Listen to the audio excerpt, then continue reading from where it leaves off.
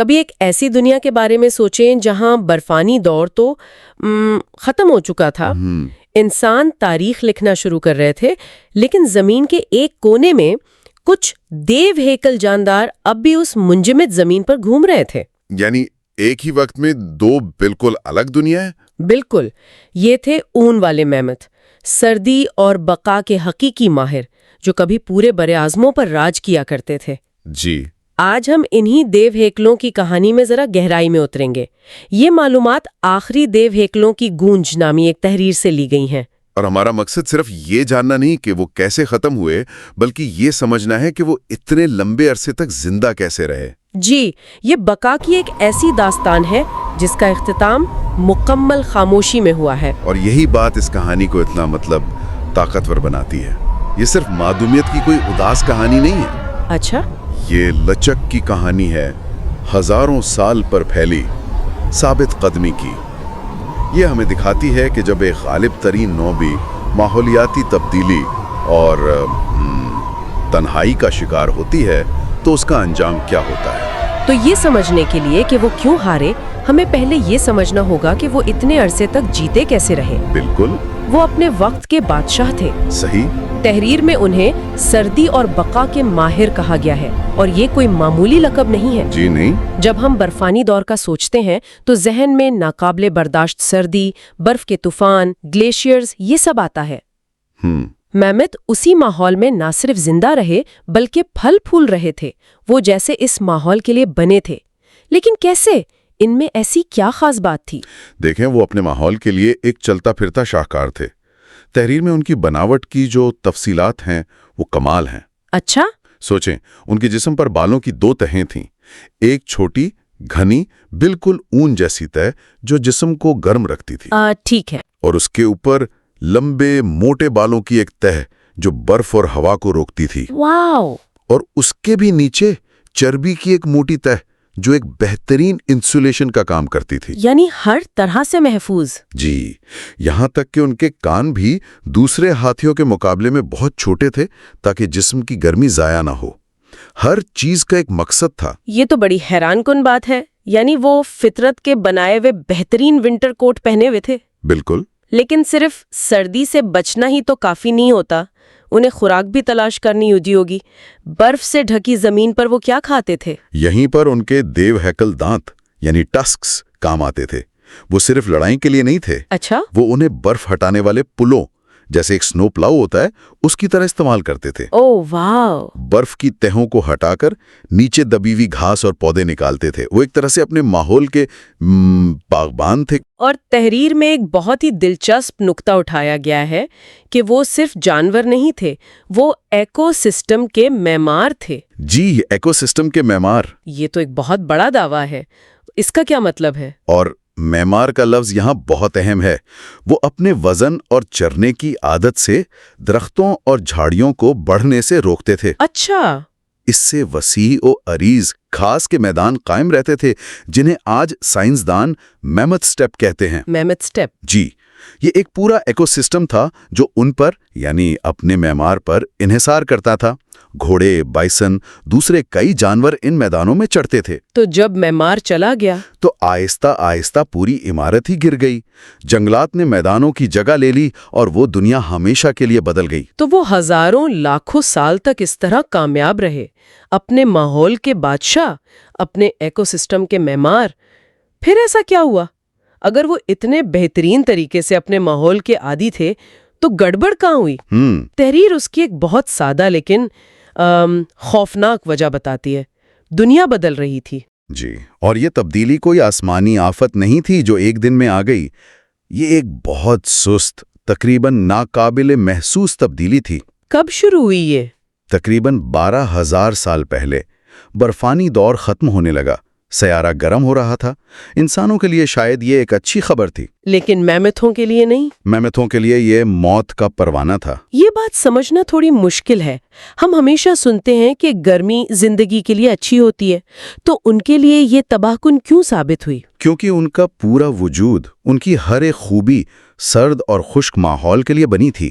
صحیح. جیسے جیسے سیارہ گرم اور گیلا ہوتا گیا ان کے بنائے ہوئے میمتھ سٹیپ سکڑنے لگے.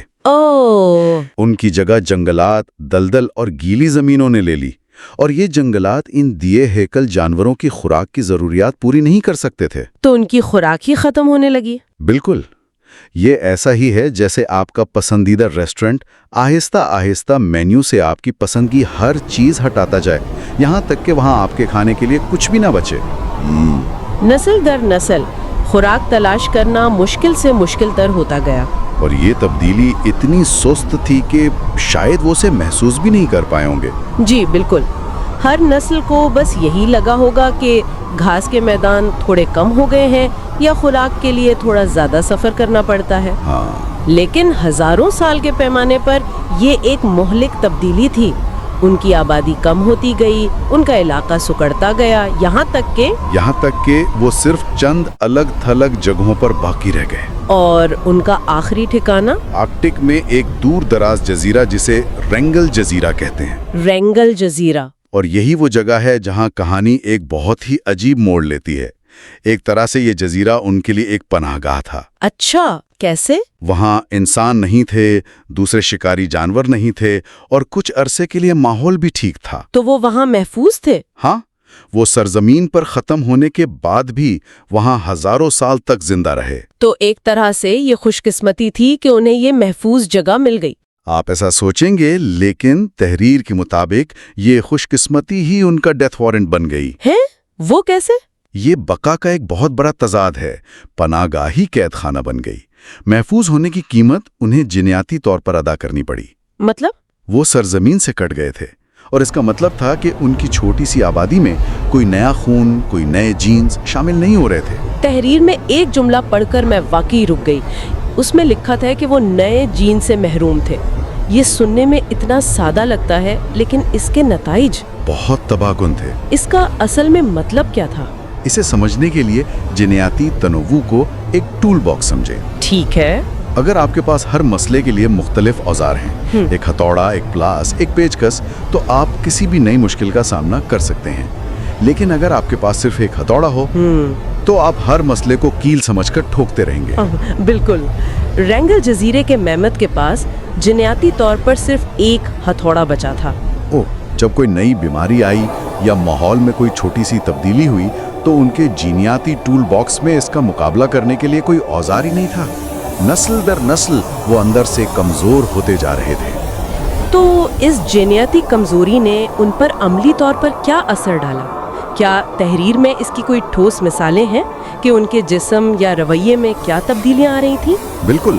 اور یہیں پر جدید سائنس ہمیں حیران کر دیتی ہے. وہ کیسے؟ سائنسدانوں نے ان آخری میمتھوں کے ڈی این اے کا تجزیہ کیا ہے، اور تحریر میں بتایا گیا ہے کہ انہیں جینیاتی بھوتوں یعنی جینیٹک گوسٹس کے ثبوت ملے ہیں. جینیاتی بھوت؟ جی، یعنی نقصان دہ جینیاتی تبدیلیاں یا میوٹیشنز جو عام طور پر ایک بڑی صحت مند آبادی میں ختم ہو جاتی ہیں، وہ ان کی چھوٹی سی آبادی میں جمع ہو گئی تھیں. مثال کے طور پر ان کی سونگنے کی حس کو کنٹرول کرنے والے جینز خراب ہو گئے تھے. اچھا. اس کا مطلب ہے کہ انہیں خوراک تلاش کرنے اور خطرے کو سونگنے میں مشکل ہوتی ہوگی. یہ تو بہت بڑا نقصان ہے. جی. کچھ ثبوت یہ بھی بتاتے ہیں کہ ان کے بالوں کی ساخت بدل گئی تھی. وہ زیادہ چمکدار اور ریشمی ہو گئے تھے، جو شاید سردی سے بچانے میں اتنے کارآمد نہیں تھے. مطلب وہ لفظی طور پر جینیاتی طور پر ٹوٹ رہے تھے. بالکل. یہ تو بہت ہی افسوسناک ہے. یعنی وہ باہر سے تو دیو ہیکل لگتے تھے، لیکن اندر سے وہ اپنی ہی جینیات کا شکار ہو رہے تھے. ہاں. اور جب یہ سب ہو رہا تھا، باقی دنیا کہاں تھی؟ یہ سوچنا ہی عجیب ہے کہ یہ کوئی لاکھوں سال پرانی بات نہیں ہے. یہی تو اس کہانی کا سب سے حیران کن پہلو ہے. آخری میمت تقریباً 4000 سال پہلے رینگل جزیرے پر زندہ تھے. 4000 سال پہلے؟ اس وقت مصر میں عظیم اہرام تعمیر کیے جا رہے تھے. میسوپوٹیمیا میں تہذیبیں عروج پر تھیں. یعنی انسان تاریخ لکھ رہا تھا، سلطنتیں بنا رہا تھا. اور شمال میں دنیا سے بے خبر ایک عظیم نو کا آخری باب لکھا جا رہا تھا. تحریر اس آخری لمحے کو بہت خوبصورتی سے بیان کرتی ہے. آخری میمت نے منجمد زمین پر قدم رکھا، برف پر ایسے نشان چھوڑے جن کے پیچھے چلنے والا کوئی اور نہیں تھا. اس ایک جملے میں ایک پورے دور کا خاتمہ سمویا ہوا ہے. और उससे भी ज्यादा गहरी बात यह है कि उस लम्हे का कोई गवाह नहीं था। कोई भी नहीं? कोई भी नहीं। किसी ने उसे रिकॉर्ड नहीं किया, कोई कहानियां नहीं लिखी गईं। आज जब कोई जानवर मादूम होता है तो ये एक आलमी खबर बन जाती है। हम उस पर अफसोस करते हैं, उस पर बहस करते हैं। सही। लेकिन उस वक्त वहां सिर्फ हवा थी, बर्फ थी और खामोशी थी। एक अजीम दौर का खात्मा मुकम्मल तन्हाई में हुआ। कभी कभी मैं सोचकर हैरान होता हूँ कि वो आखिरी मेहमत क्या सोच रहा होगा। जाहिर है वो ये नहीं जानता था कि वो आखिरी है, लेकिन क्या उसे तन्हाई महसूस होती होगी? ये एक ऐसा सवाल है जिसका जवाब साइंस नहीं दे सकती, लेकिन ये तस्वुर ही बहुत गहरा है। जी। तो क्या वो वाकई हमेशा के लिए चले गए या उनका कुछ हिस्सा आज भी बाकी है? तहरीर एक बहुत दिलचस्प नुक्ता उठाती है। कौन सा? वो कहती है कि उनके कदमों की चाप अब भी गूंजती है। ये एक शायराना ख्याल है, लेकिन उसके पीछे गहरी हकीकत छुपी है। अच्छा, ये गूंज कहाँ सुनाई देती है? ये गूंज कई शक्लों में हम तक पहुँचती है। सबसे वाज़ेह शक्ल तो फॉसिल्स हैं, उनकी हड्डियां और दांत जो दुनिया भर के म्यूजियम्स में मौजूद हैं। हाँ, वो तो है। ये हमें उनके हुज्म, उनकी ताकत का एहसास दिलाते हैं। ये एक ठोस मादी गूंज है। और फिर उनका डीएनए, ये एक नाकाबिले यकीन चीज है। बर्फ में जमी हुई उनकी बाकियात से साइंसदान उनके पूरे जनियाती कोड को पढ़ सकते हैं। बिल्कुल, ये एक ऐसी टाइम मशीन की तरह है जो हमें सीधा उनकी दुनिया में ले जाती है। सही। ये डीएनए हमें सिर्फ ये नहीं बताता कि उनके बाल किस रंग के थे, बल्कि ये उनकी पूरी तारीख बयान करता है। हम उनके डीएनए से बता सकते हैं कि उनकी आबादी कब बढ़ी और कब कम हुई। अच्छा। हम उन जीनियाती बीमारियों को देख सकते हैं जिन्होंने उन्हें कमजोर किया। ये गूंज मॉलिक्यूलर सतह पर मौजूद है, एक ऐसी जबान में लिखी गई है जिसे हम अब पढ़ना सीख रहे हैं। और ये हमें बताती है कि तन्हाई किसी नौ के लिए कितनी मुहलिक साबित हो सकती है। दुरुस्त। और तहरीर के मुताबिक एक तीसरी गूंज भी है जो शायद सबसे ज्यादा ताकतवर है। ये एक ऐसी दुनिया की याद में है जो कभी देव हैकलों की थी। ये गूंज कहाँ है? ये गूंज हमारे तखय्युल में है, हमारी सकाफत में है। मेहमत सिर्फ एक मादूम जानवर नहीं है, वो एक अलामत बन चुके हैं। बिल्कुल, वो एक खोई हुई कदीम दुनिया की अलामत बन चुके हैं।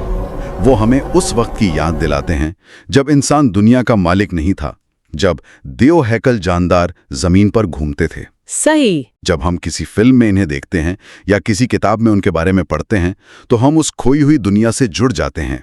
ये गूंज हमारे तजस्सुस में जिंदा है, जो हमें हमेशा ये सोचने पर मजबूर करती है कि वो दुनिया कैसी थी और हमने क्या खो दिया। तो आज हमने बर्फानी दौर के बादशाहों से लेकर एक दूर दराज जजीरे पर उनके तन्हा इख्तिताम तक का सफ़र देखा।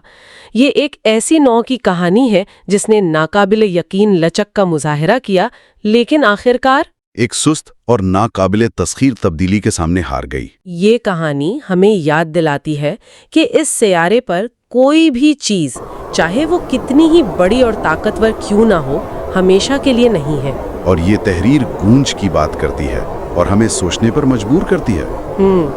अगर मेहमतों की गूंज आज भी सुनाई दे सकती है तो ये ख्याल जहन में आता है कि बर्फ में और कौन सी खामोश कहानियां जमी हुई हैं जो सुने जाने के इंतजार में है। और शायद उससे भी अहम सवाल ये है कि हमारा अपना दौर, इंसानियत का दौर, मुस्तकबिल के लिए अपने पीछे कैसी गूंज छोड़ कर जाएगा। क्या वो तबाही की गूंज होगी या बका और समझदारी की?